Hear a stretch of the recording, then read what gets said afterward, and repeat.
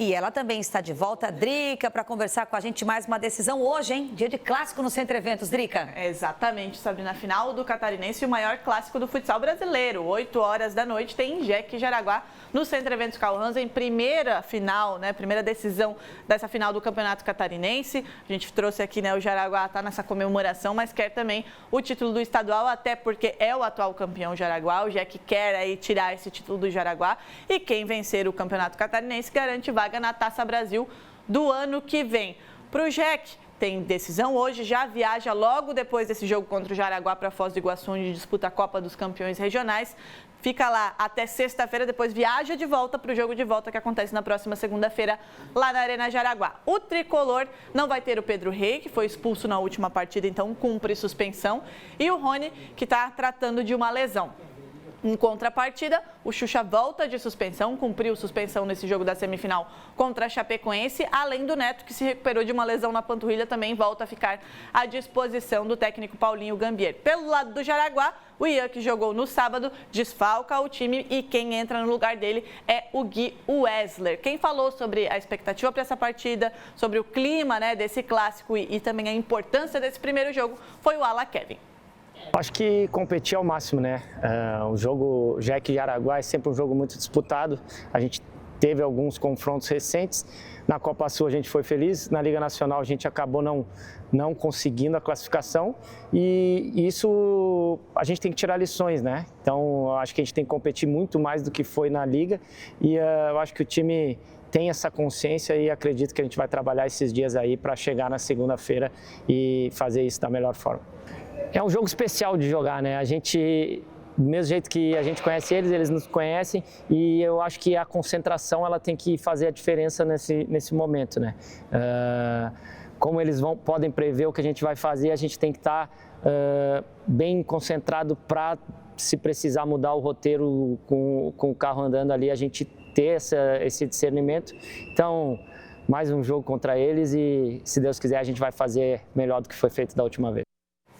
Tá aí, né, o Kevin falando sobre esse jogo. O Joinville tá, né, com aquela eliminação da Liga Nacional ainda entalado na garganta, quer, né, dar esse troco e tem essa oportunidade na final do Campeonato Catarinense. Amanhã a gente traz todos os detalhes. Agora a gente vai falar de Copa do Brasil, porque a gente teve a definição aí dos finalistas ontem, né? Todos os 2 jogos aconteceram e 2 jogos emocionantes, né? O Corinthians acabou perdendo para o Cruzeiro na Neoquímica Arena, havia vencido o primeiro jogo por 1-0, foi derrotado por 2-1, foi em busca, inclusive, desse golzinho que garantiu a decisão nos pênaltis e aí nos pênaltis brilhou o Hugo Souza, 5-4 para o Corinthians, o Hugo defendendo os 2 últimos pênaltis para garantir o Corinthians aí na final da Copa do Brasil, primeiro jogo na Neoquímica Arena na quarta-feira e vai enfrentar o Vasco, que também foi superado pelo Fluminense nesse segundo jogo e também se garantiu na decisão na cobrança de pênaltis 4-3 para o Vasco. Então, primeiro jogo na Neoquímica Arena na quarta-feira e segundo jogo do Maracanã. O Alexandre Oliveira já chega com os detalhes da partida entre Corinthians e Cruzeiro.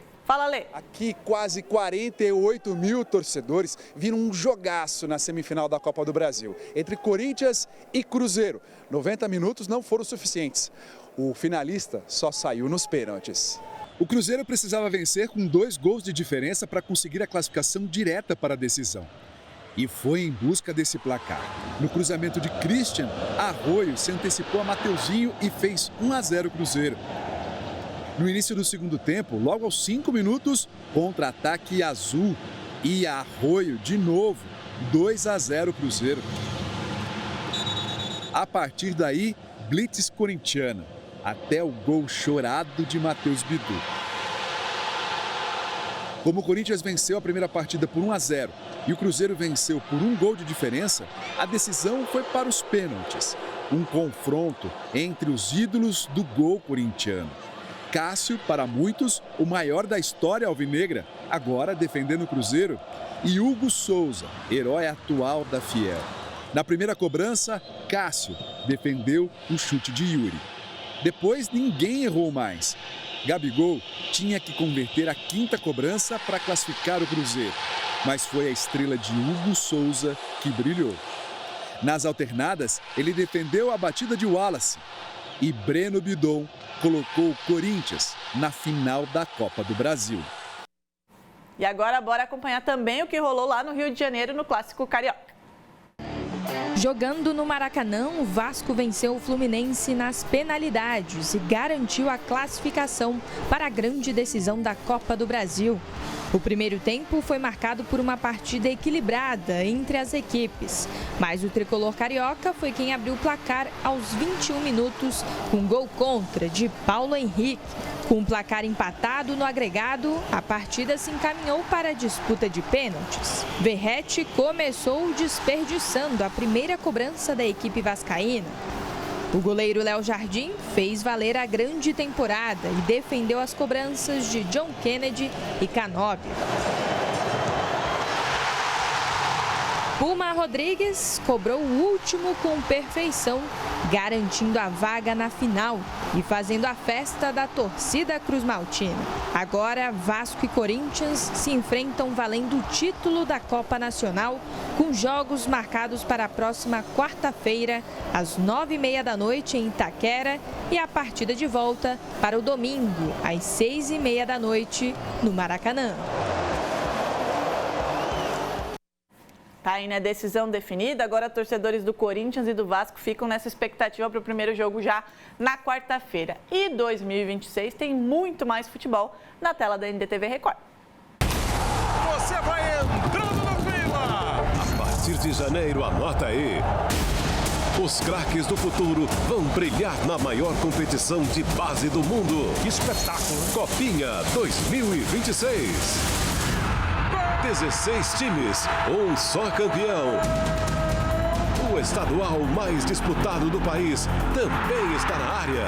É bonito de ver jogar. Paulistão, o gigante entre os gigantes. E claro, o campeonato que move o Brasil inteiro.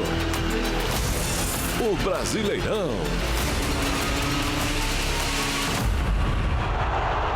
A sua paixão em dose tripla na Record.